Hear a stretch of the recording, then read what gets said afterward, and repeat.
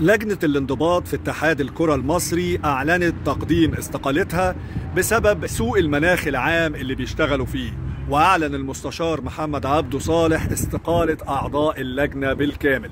الحقيقة الناس دي احترمت روحها ومعاهم حق، لأن في ناس دخلاء على منظومة كرة القدم أصبحوا بيثيروا التعصب والفتنة والكراهية، وللأسف متسابين بدون حساب.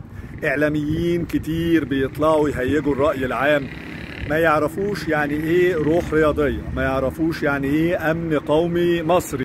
ومن ضمن فساد المنظومة الرياضية في مصر إن في مسؤول رياضي بيرأس واحد من أحد أكبر الأندية في مصر والشرق الأوسط وأفريقيا، متساب يشتم زي ما هو عايز، يطلع يسب الناس زي ما هو عايز، اتهامات بالجملة، ألفاظ بذيئة بتتقال على السوشيال ميديا.